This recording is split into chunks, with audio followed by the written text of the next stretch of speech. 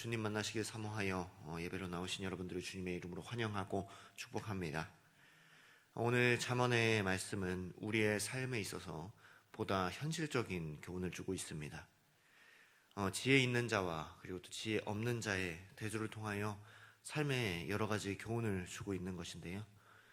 11장 한 장에 10수가지의 교훈들을 담고 있는 것을 볼 수 있습니다.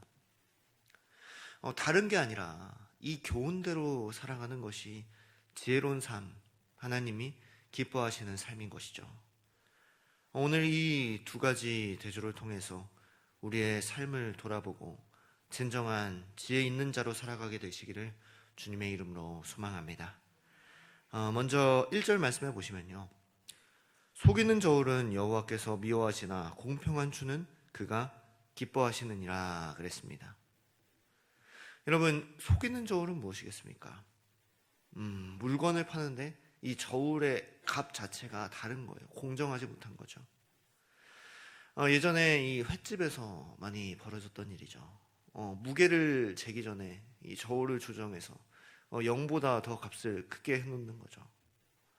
또는 이 손으로 누른다던가 이 그람수를 늘리는 방법을 사용하죠. 이게 대표적으로 사람을 속이는 거고 또 사기라고 볼 수 있죠.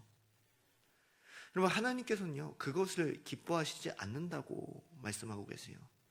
우리가 볼 때는 별 볼 일 아닌 것 같은데 하나님은 그것을 기뻐하시지 않는 거죠. 공정하게 거래하고 어떤 사람이든 속이지 않고 대하는 것을, 또 정직한 것을 기뻐하신다고 말씀하고 계세요. 여러분, 작은 것이라도 우리에게 이득이 된다면 하나님께서 그것을 미워하신다고 말씀하시는 거죠. 상대방이 알든 또 알지 못하든 남을 속이는 일을 해서는 안 된다는 것입니다. 이 말씀에 따라서 우리는 다른 사람이 어떻게 할지라도 정직하게 살아가야 하는 것이죠. 여러분, 또 2절 말씀 볼까요? 다음 교훈입니다. 교만이 오면 욕도 오거니와 겸손한 자에게는 지혜가 있느니라 그랬습니다. 여러분, 사람들은요, 기본적으로 교만함이 있죠. 남보다 나를 더 낮게 여기고 내가 저 사람보다는 낫지, 또 대우받고 대접을 받으려고 하죠. 여러분, 그럴 경우에는요, 이 내가 높아지는 것 같아요. 그러나 그럼에도 불구하고요, 오히려 욕을 당하고 수치를 당한다는 거죠. 그러나 겸손하게 오히려 낮은 자세로 이 다른 사람에게 다가가는 사람은요, 수치가 아니라 오히려 지혜가 그를 따른다는 거죠. 이 말이 무슨 이야기겠습니까? 즉, 오히려 겸손한 자가 더 대우받고 존중을 받는다라고 성경은 말씀하고 있는 것이죠. 여러분, 3절 말씀 볼까요? 정직한 자의 성실은 자기를 인도하거니와 사악한 자의 패역은 자기를 망하게 하느니라 그랬습니다. 여러분, 저는 이거를요, 운전에 좀 예를 들어볼 수 있을 것 같아요. 제가 운전을 하고 가고 있는 길이었어요. 이 서울에 꽉 막히는 도로인데 이 4차선 도로였거든요. 근데 이제 옆길로 빠져야 되는 거예요. 이때 줄을 서고 있는 경우를 볼 수가 있죠. 저는 줄을 서서 이렇게 차례차례 가고 있는데 이 옆차가 갑자기 끼어들어가지고 새치기를 하는 거예요. 그러면은 기다린 제가 뭐가 됩니까? 그런데 놀라운 건 뭔지 아십니까? 그 빠지는 길, 이 보이지 않는 그 골목 쪽에요, 기가 막히게 경찰이 서 있는 거예요. 통쾌한 거죠. 여러분, 정직한 사람은 바보 같아요. 이렇게 기다리는 사람들은요. 오히려 새치기 하는 사람들이 똑똑해 보이고 지혜로워 보이죠.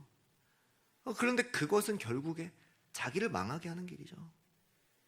오늘 우리도요, 이 말씀을 지키는 것이요, 어떻게 보면 다른 사람들이 보면 어리석어 보이는 것일지 몰라요. 그러나 이것이요, 진리의 길, 지혜의 길인 줄 믿습니다. 여러분, 4절 말씀 볼까요? 재물은 진노하시는 날에 무익하나 공의는 죽음에서 건지느니라 말씀하고 계십니다. 여러분, 맞죠? 죽어서는 재물을 못 가져갑니다. 아무것도 못 가져가요. 제가 믿지 않는 가정에 이 장례에 참여한 적이 있는데 이 장례 과정 중에 이 고인의 입에 이 돈을 물려서 입관을 하는 거예요. 여러분, 장래 지도사가 이야기하기를 이 고인이 가시는 길에 사용하시라고 이 입에 물려드리는 거래요. 여러분, 이게 무슨 의미가 있습니까? 못 가져가죠. 그런데 많은 사람들은요, 이 재물에 목숨을 걸죠. 이 재물은 진노하신 날에 무익한 거예요. 그러나 공의는 죽음에서 건지느니라 말씀하고 있어요.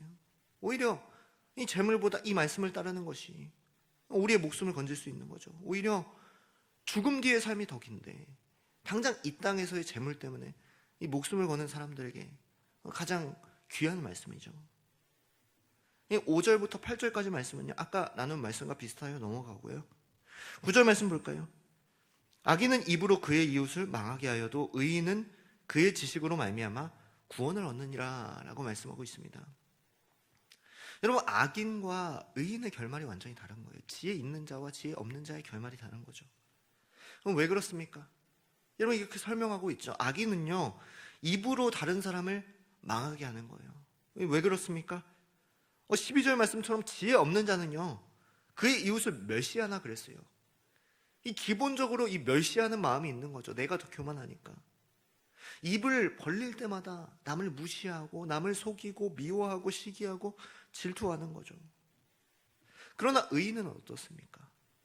지식으로 말미암아, 하나님을 아는 지식으로 말미암아 구원받는 줄로 믿습니다. 여러분, 악인의 입은요, 다른 사람을 망하게 해요. 의인의 입은 어떻습니까?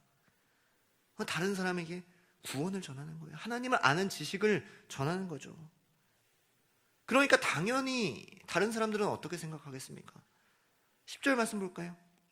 의인이 형통하면 성읍이 즐거워하고 악인이 패망하면 기뻐 외치느니라 말씀하고 있어요. 여러분, 사람들은요, 의인을 좋아하지 악인을 좋아하지 않아요. 사람들은 지혜 있는 자를 좋아하지 지혜 없는 자를 좋아하지 않습니다. 여러분, 경조사를 보면요, 그것이 참 잘 드러나는 것 같아요.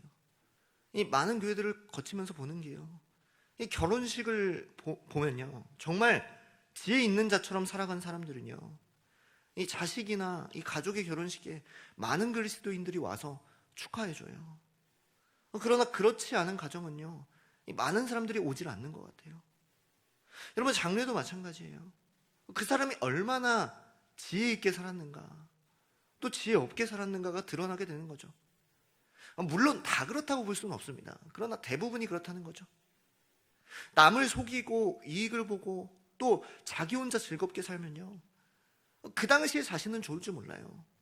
그러나 나중에는 패망만 있을 수밖에 없는 것이죠.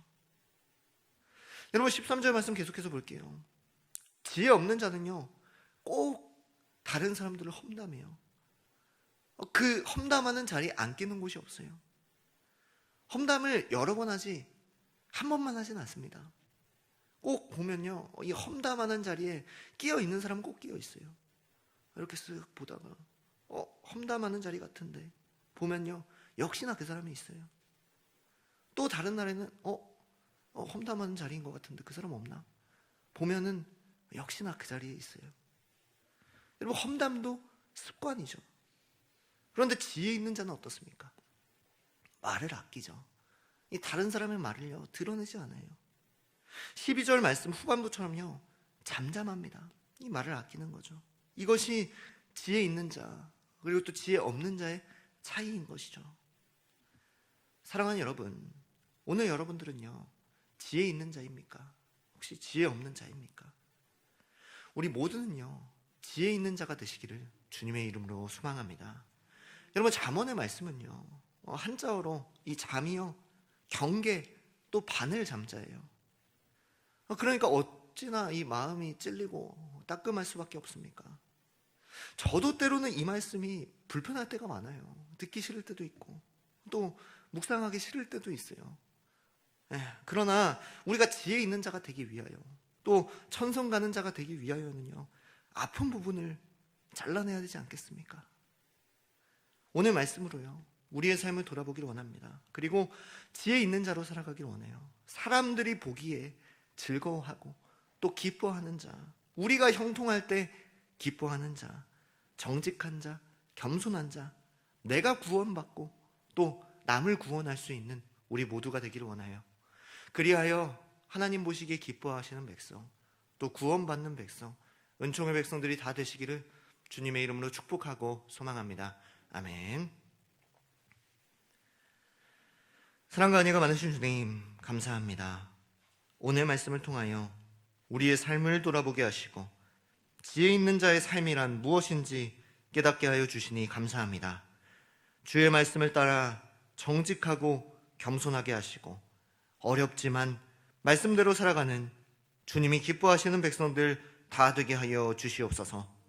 세상은 말씀 따라 사는 우리를 어리석다고 할지 모릅니다.